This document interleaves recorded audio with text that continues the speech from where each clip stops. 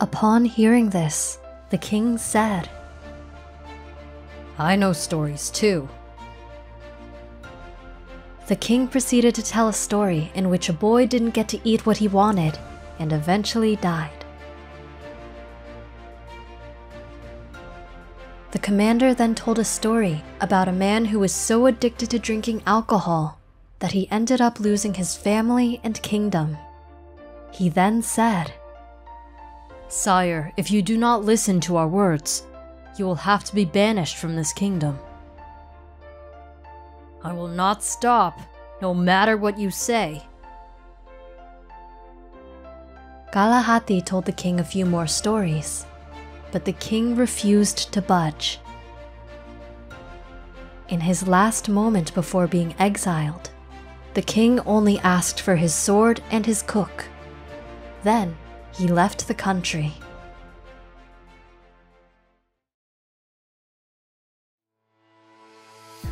The former king began killing people who traveled on the road through the forest. He would then have his cook prepare the flesh and serve it to him.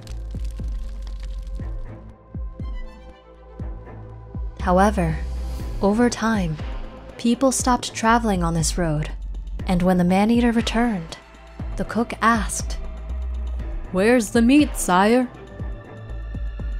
The man-eater said, "Make the fire. I'll find the meat." The cook's hands trembled. He thought, "I am a dead man." After the broth was cooked, the man-eater killed the cook and ate him. A little while later, a caravan carrying a wealthy Brahmin guarded by soldiers passed by the man-eater's tree. When the man-eater saw the Brahmin, he felt his appetite grow. The man-eater snatched the Brahmin and carried him off. However, after jumping over a fence, the man-eater stepped on a large splinter and injured his foot. He dropped the Brahmin and ran, limping away. He laid down at the foot of a large tree. He then offered up a prayer to the spirit residing in the tree. "My dear tree Dewa, if you can heal my wound within 7 days, I will bathe the trunk of your tree with the blood of 101 kings from all of India." After 7 days of not eating human meat, the man-eater lost a lot of weight and the wound healed itself.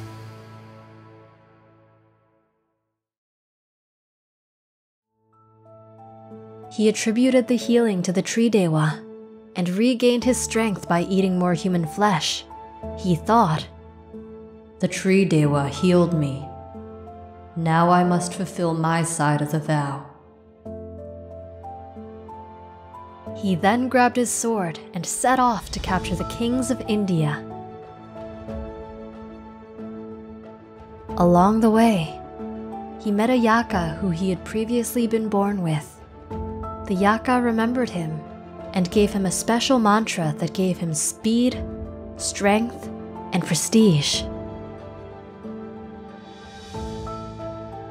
The man-eater then proceeded to capture 100 kings from all over India. When he captured them, he held them by their feet so that their heads were hanging low. He took them and hung them from the arms of the tree Dewa's tree. The man-eater purposely did not capture his old friend King Sutasoma, thinking, "Sutasoma was my private teacher.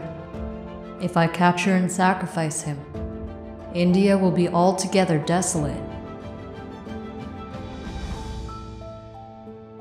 The man-eater then decided to make an offering to the tree Dewa and light a fire. The tree Dewa thought, "This crazy man is about to kill people and offer them to me because he thinks I healed his wounds. I had nothing to do with it, and I don't want to have anything to do with this ridiculous and evil Kama."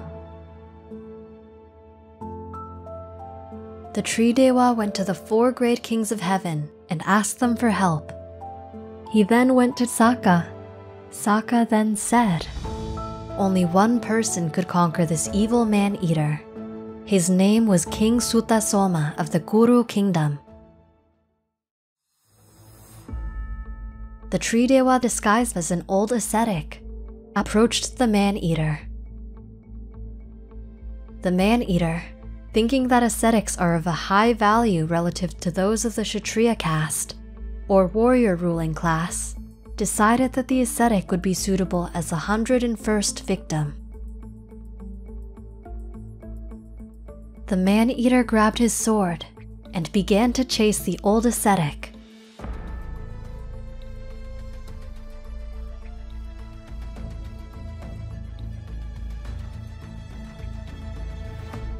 However, even with the mantra, the powerful man-eater was not able to catch the old ascetic. The man-eater then said, "Holy sir, stop, stop!" The ascetic, still walking, said, "I have stopped. You are the one that should stop." "You lie. Ascetics should not lie." "I've stopped unwholesome actions. I do not kill. I do not steal. I do not commit sexual misconduct. I do not practice harmful speech." "You are a king.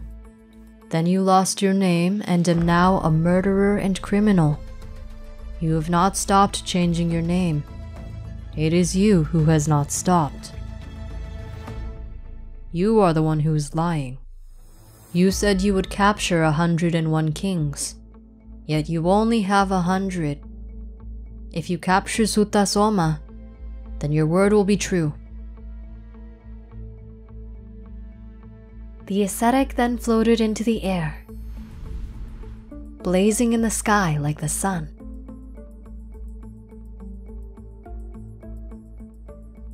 The man-eater was amazed at the beauty of the tree Dewa and said, "Do not worry. I will bring Sutasoma."